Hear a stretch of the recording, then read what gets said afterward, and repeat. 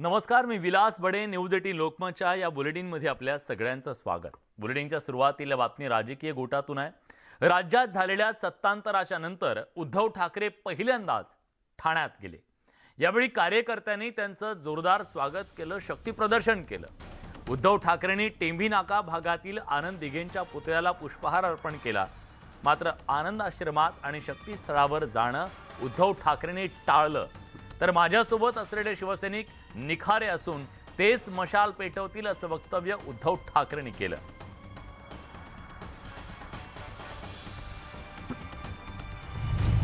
शिंदेंच्या ठाण्यात ठाकरेंचं शक्ती प्रदर्शन.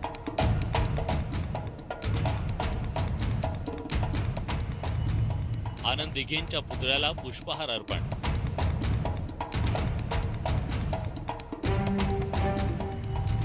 आनंद आश्रमात जाणं ठाकरेंनी टाळलं.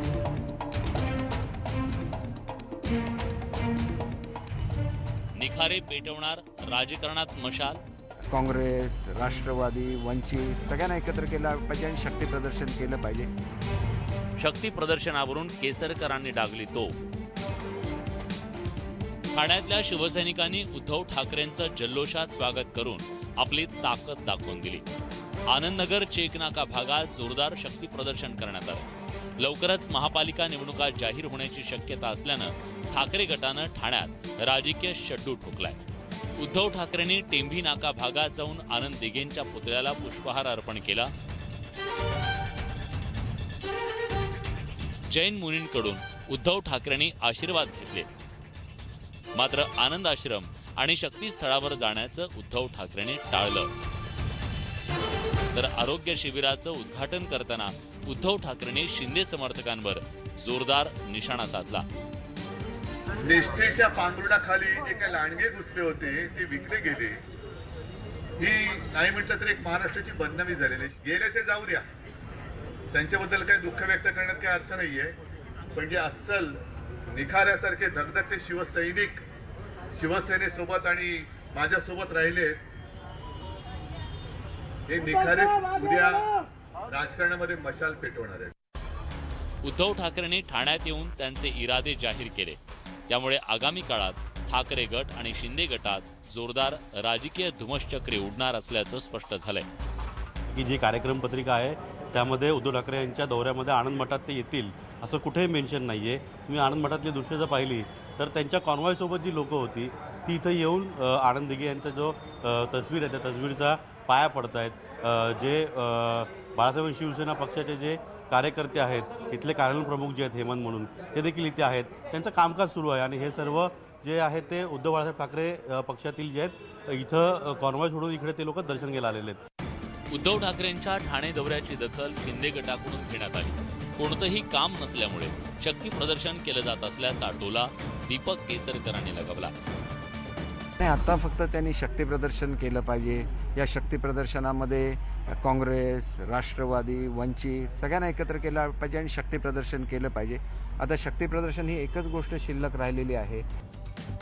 शिवसेनेत जून महिन्यात फूट पडल्यानंतर उद्धव ठाकरे पहिल्यांदा ठाण्यात आल्यानं शहरात कडेकोट बंदोबस्त ठेवण्यात आला होता.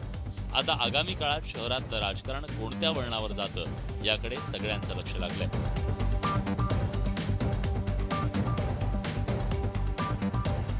अजित मांढरेसह गणेश गायकवाड, न्यूज 18 लोकमत, ठाणे.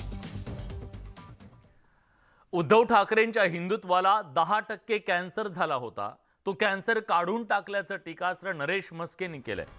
तर बाळासाहेबांनंतर जेही नेतृत्व समोर आलं त्यांचे पंख छाटण्याचं काम उद्धव ठाकरेंनी केलं असल्याची टीका नरेश म्हस्केंनी केली आहे. दरम्यान उद्धव ठाकरे गेल्या 10 ते 12 वर्षांपासून कधी आनंद मठात आल्याचं आठवत नसल्याचंही त्यांनी म्हटलंय. उद्धव ठाकरे या अगोदर ठाण्यात यायचे तेव्हा मोठा जल्लोष व्हायचा. मात्र आता ठाण्यात आल्यानंतर शांतता होती, त्यामुळे खंत वाटत असल्याचंही म्हस्केंनी म्हटलंय.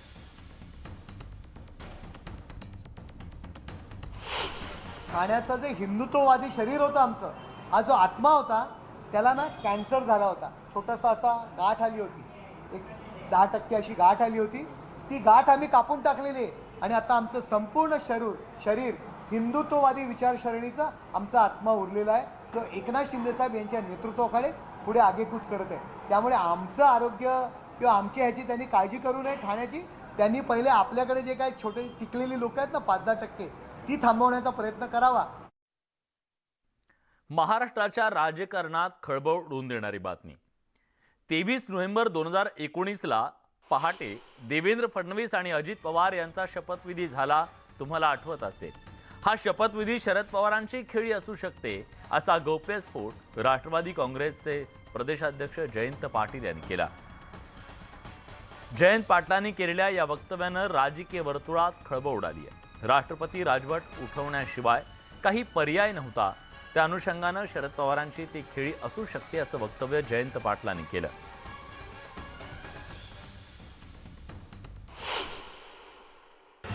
शिवसेनेला प्रेशर देण्याकरता, शिवसेनेकडनं महत्त्वाची खाती काढून घेण्याकरता या गोष्टी केल्या असेल. परंतु अशा पद्धतीची जर खेळी केली असेल तर नक्कीच याच्या मागचा डाव काय होता? अजित पवार यांना कायम बंडखोर किंवा गद्दार ही बिरुदं त्यांच्या मागे लावायची होती का? जर खेळी केली असेल तर मला तरी वाटतं की अजित पवार साहेब यांना कायमचं त्यांच्या मागे गद्दार आणि बंडखोर अशा पद्धतीने पदवी लावण्यासाठी ही खेळी केली असेल असं मला वाटतं. की असे गौप्यस्फोट हे त्या वेळेला का केले जात नाही, आणि त्यामुळे अशा उशिरा सुचलेल्या शहाणपणाला, उशिरा मिळालेल्या माहितीला खरं म्हणजे काहीच अर्थ नसतो. त्या एका अर्थाने इरिलेव्हंट संदर्भ नसलेल्या गोष्टी झालेल्या असतात. मी राष्ट्रवादींनी काल दिलेली प्रतिक्रिया त्यांच्या प्रदेशाध्यक्षांनी याच्यावर मला जायचं नाही. काँग्रेसची भूमिका स्पष्ट आहे. काँग्रेसची भूमिका या देशाचं संविधान वाचवणं, या देशामध्ये जी महागाई, बेरोजगारी आणि शेतकऱ्यांच्या ज्या आत्महत्या होतात, त्या शेतकऱ्याची जी कुचंबना केली जाते याच्यातून देशवासियांना वाचवणं ही काँग्रेसची भूमिका आहे. जनतेचे प्रश्न आमच्यासाठी महत्त्वाचे आहे. कोणाची खेळी काय आहे, राजकीय काय खेळी खेळतात तो त्यांचा लकलाभ आहे. आम्हाला त्याच्यामध्ये पडायचं नाही. दरम्यान या वक्तव्यावरून वाद उभा राहिल्यानंतर जयंत पाटील यांनी सारवासारव करत आपल्या बोलण्याचा चुकीचा अर्थ काढल्याचं स्पष्टीकरण दिलं. पहाटेच्या शपथविधीची खेळी जाणीवपूर्वक कोणी केली असं म्हणता येणार नाही, मात्र त्यामुळे राज्यात लागू असलेली राष्ट्रपती राजवट उठवायला मदत झाली. तसंच या घटनेनंतर उलट राष्ट्रवादी भक्कम झाल्याचं वक्तव्य त्यांनी केलं.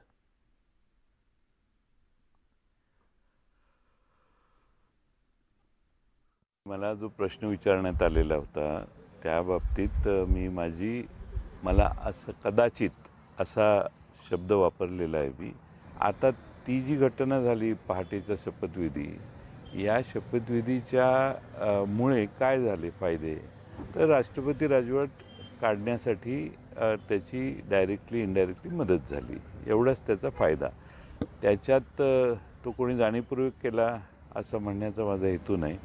त्यावेळी इनडायरेक्टली सगळ्यांचाच त्याला पाठिंबा असं समजलं गेलं, पण तशी परिस्थिती, वस्तुस्थिती नव्हती.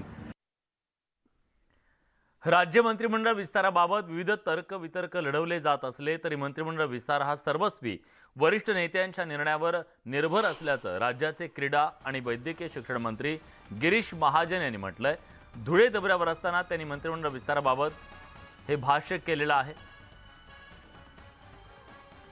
मंत्रिमंडळ विस्ताराला उशीर होत असल्याचं त्यांनी मान्य केलं. त्याचप्रमाणे वरिष्ठांच्या निर्णयाच्या नंतर मंत्रिमंडळ विस्तार केला जाईल असंही महाजन म्हणाले. महाजन यांच्या वक्तव्यामुळे मंत्रिमंडळ विस्ताराचं भिजत घुंगडं कायम आहे हे स्पष्ट झालंय.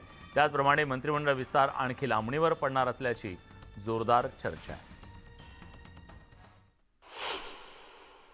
का रखडलाय मंत्रिमंडळ विस्तार नेमका?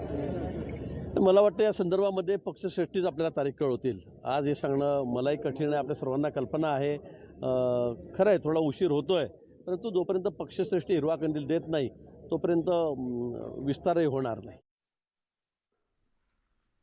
महाराष्ट्रातलं राजकारण काही वेगळं आहे. राजकीय मतभेद असले तरी सार्वजनिक कार्यक्रमात मतभेद बाजूला ठेवून नेते एकमेकांशी संवाद साधतात.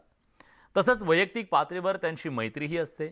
पण औरंगाबादमध्ये प्रजासत्ताक दिनाच्या कार्यक्रमात शिवसेना उद्धव बाळासाहेब ठाकरे आणि बाळासाहेबांची शिवसेना या दोन्ही पक्षातल्या नेत्यांमध्ये आधी अबोला आणि मग आरोप प्रत्यारोपांचं नाट्य रंगल्याचं पाहायला मिळालं.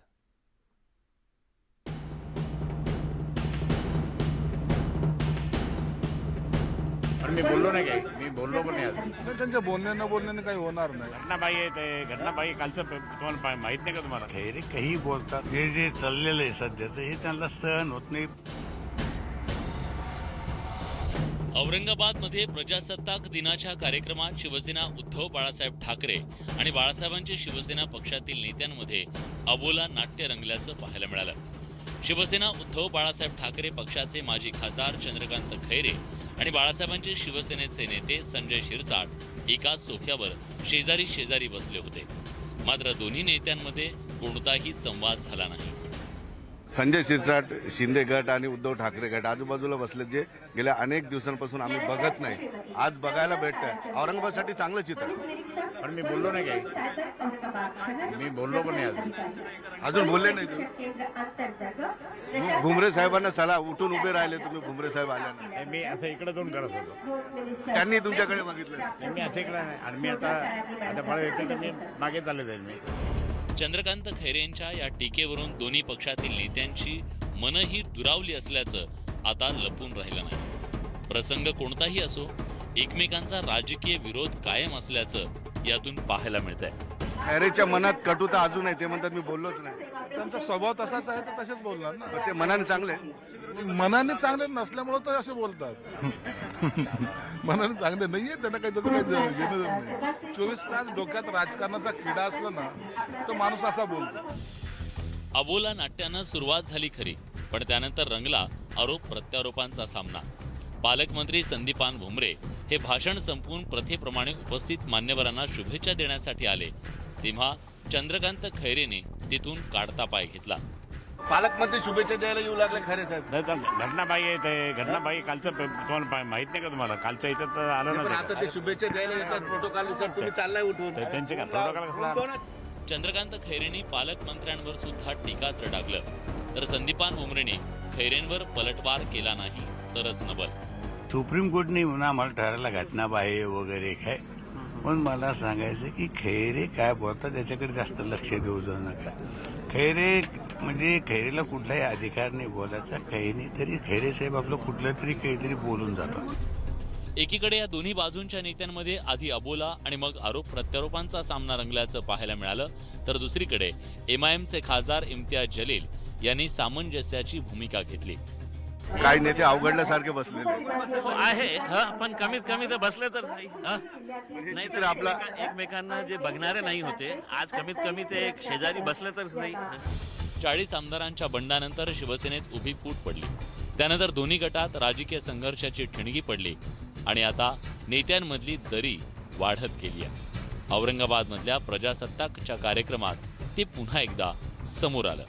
एकंदरीतच आपण बघितलं या ठिकाणी की जरी आजूबाजूला बसले असले तरी कटुता कायम आहे. कारण चंद्रकांत खैरे असतील किंवा संजय शिरसाट असतील, ते एकमेकांबद्दल अजूनही चांगलं बोलायला तयार नाही. मात्र ते आजूबाजूला बसले. औरंगाबादसाठी फार चांगलं चित्र आहे. कारण राजकीय मतभेद जरी असले तरी औरंगाबादच्या विकासासाठी एकत्रित येणं फार गरजेचं आहे. सुधीर जाधवसह सिद्धार्थ गोदाम, न्यूज 18 लोकमत, औरंगाबाद.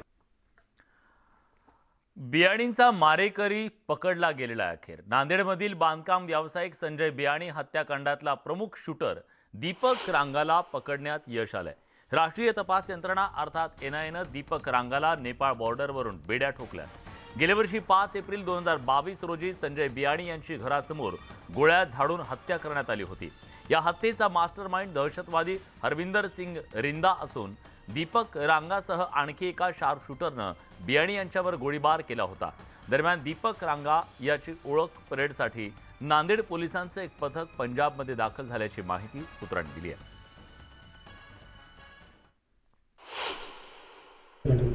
यामध्ये ते काही व्यक्तींनी त्यांना सुपारी दिल्यामुळे त्यांनी फायरिंग केल्याचा त्याचा रोल आहे. आपण नांदेड पोलिसांचा ताबा वगैरे घेणार आहोत?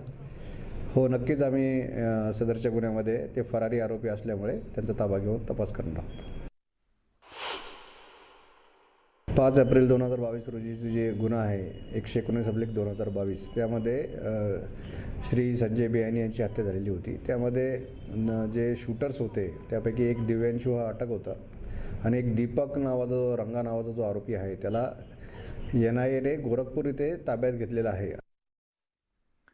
जालन्यातल्या भाविकानं पंढरपूरच्या विठुरायाला तब्बल 2 कोटींचे सोन्याचे दागिने दान केलेत. सोन्याचे 2 मुकुट, सोन्याच्या बांगड्या असे दागिने भाविकानं विठुरायाच्या चरणी अर्पण केलेत. या भाविकानं आज विठुरायासाठी रेशमी वस्त्राचा पोशाख देखील भेट दिला. गेल्या 50 वर्षातली विठुरायाच्या चरणी आलेलं हे सर्वात मोठं दान असल्याचं बोललं जात आहे. विठू माऊलीला 2 कोटींच्या दागिन्यांची भेट. विवाह सोहळ्यात माऊलीला सोनेरी साज. गोरगरिबांच्या देवाला सोन्याची झळाळी. महाराष्ट्राचं आराध्य दैवत असलेल्या विठू माऊलीचा यंदाचा विवाह सोहळा खास असाच झाला. याला कारण ठरलंय एका भक्तानं दिलेली लग्नाची भेट. जालन्याच्या एका भक्तानं तब्बल 2 कोटीचे सोन्याचे दागिने माऊलीला भेट दिलेत. सोन्याचे 2 मुकुट, मोत्याचे हार, कोल्हापुरी साज, पाटल्या, बांगड्या, चांदीची समई, चांदीची ताटवाटी, चांदीचा आरसा आणि रेशमी वस्त्र अशा वस्तूंचा यात समावेश आहे. गेल्या 50 वर्षात पहिल्यांदाच विठू माऊलीला एवढी मोठी भेट मिळाली आहे. माऊलीच्या विवाह सोहळ्यात या दागिन्यांनी लग्नाची शोभा वाढवली.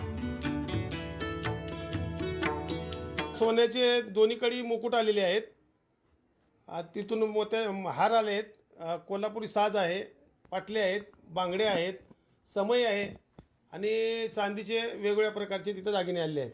जवळपास आता मूल्यांकन केल्यानं समजेल आम्हाला की नक्की किंमत किती आहे. तरी अंदाजे माझ्या मताने 1.25-2 कोटीच्या आसपास तरी नक्की असावी. माऊली चरणी सोन्याची भेट देणाऱ्या भक्तानं स्वतःचं नाव जाहीर केलेलं नाही, पण माऊली चरणी दिलेली ही भेट चर्चेचा विषय ठरली आहे.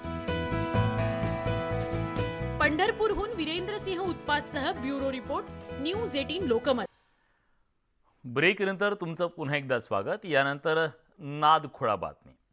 कोल्हापुरात महाराष्ट्र रिक्षा चालक सेना प्रणित निवृत्ती चौक रिक्षा मंडळ मंडळातर्फे राज्यस्तरीय रिक्षा सौंदर्य स्पर्धेचं आयोजन करण्यात आलं होतं. या स्पर्धेसाठी कोल्हापूरच्या शिवाजी चौकात मोठी गर्दी झाली. या स्पर्धेत रिक्षा सजवण्यात आल्या होत्या, अगदी नववधूसारख्या.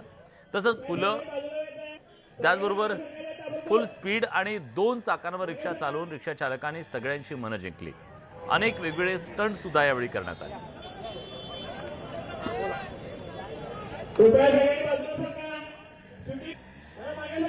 पॅसेंजरसाठी आता ऑनलाईनची सगळी सुविधा आहे. ऑनलाईनमध्ये काय काय होईल काय नाही ते सगळं कळायला गेलं पाहिजे लोकांनी. आपली रिक्षा अशी काहीतरी वेगळी पाहिजे, या कारणाने मी कॅमेरे पुढे आणि बॅकला दोन्ही ठिकाणी जोडलेले आहेत. गाडीच्या वरती सोलर पॅनल जोडलेलं आहे मी. त्याचे सोलर पॅनल जे काम करते ते 240 वोल्ट काम करते. त्या 240 वोल्टवर हा LCD चालतो आणि LCDवर पुढचा कॅमेरा आणि पॅटमॅकचा कॅमेरा प्लस इंटरनेट पण आपण याच्यावर यूज करू शकतोय. या सगळ्या बातम्यांसोबत बुलेटिनमध्ये आपण इथेच थांबतोय. ताज्या घडामोडींसाठी बघत रहा न्यूज 18 लोकमत.